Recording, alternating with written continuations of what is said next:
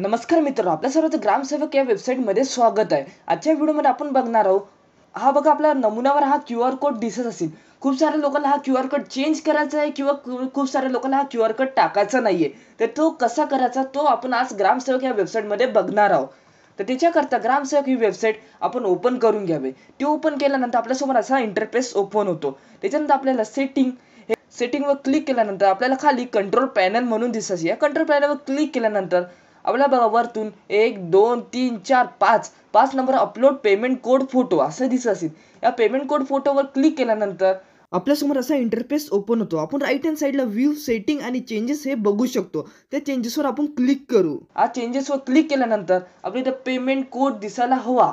हेच इथून बघा, इथं हो आणि नाही आहे. आपण इथं हो केलं तर आपला पेमेंट कोड दिसतो किंवा नाही केलं तर आपल्याला पेमेंट कोड दिसणार नाही. वर पेमेंट कोड दिसायला हवा किंवा नाही हे निवडा. तर आता आपण अपडेट करू, पेमेंट कोड दिसतो का नाही हे बघूया. तर आता नमुना आपण 8 हा डाउनलोड करून बघू. हे बघा, आपल्याला इथं पेमेंट कोड दिसत नाहीये. पहिल्या याच्यामध्ये पेमेंट कोड दिसत होता आणि दुसऱ्या याच्यामध्ये आपल्याला पेमेंट कोड दिसत नाहीये. आता आपल्या इथं पेमेंट कोड चेंज करायचा आहे. तो कसा करावा ते आपण बघू. आता पहिलं आपण इथं हो सिलेक्ट करून घेऊ, अपडेट करू.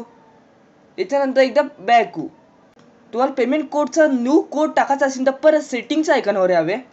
सेटिंगचा आयकॉन आल्यानंतर कंट्रोल पॅनल म्हणजे आपण तसं पेमेंट कोड हा कॅन्सल करायला घेतो त्याच आयकॉनमध्ये आपण परत जावे. म्हणजे अपलोड पेमेंट फोटो कोड याच्यावर क्लिक केल्यानंतर इथे बघा अपलोड आपल्या इथे चूज फाईल दिसायची. म्हणजे इथं आपण पेमेंट कोड टाकू शकतो. आणि आपण व्ह्यू सेटिंगवर गेलो तिथं आपण हो किंवा नाही म्हणजे नमुना 8 वर आपल्याला क्यूआर कोड दिसायला पाहिजे किंवा नाही हे आपण इथून सिलेक्ट करू शकतो. तर आपण आता आपली इथं फोटो अपलोड करू.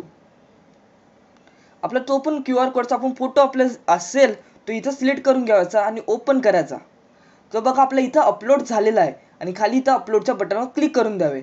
म्हणजे आपला सक्सेसफुली कोड आपला अपलोड झालेला आहे. आपण क्यूआर चेंज केलं तर आपण आता परत एकदा नमुना 8 हा डाउनलोड करून बघू. हे बघा, आपला क्यूआर हा सक्सेसफुली चेंज झालेला आहे. पहिले आपला क्यूआर असा होता, नंतर आपला हा क्यूआर असा झालेला आहे. असेच छोटे मोठे चेंजेस जैसे सॉफ्टवेअरच्या ग्रामसेवक या वेबसाईट मध्ये करणं खूप जास्त सोपं आहे. तर आपल्याला ही वेबसाईट परचेस करायची असेल तर डिस्क्रिप्शन मध्ये लिंक सुद्धा दिलेली आहे किंवा एक कॉन्टॅक्ट नंबर सुद्धा दिलेला आहे. त्या कॉन्टॅक्ट नंबरशी संपर्क साधून तुम्ही ही वेबसाईट परचेस करू शकता. तर गाइस, या व्हिडिओला लाईक करायला विसरू नका.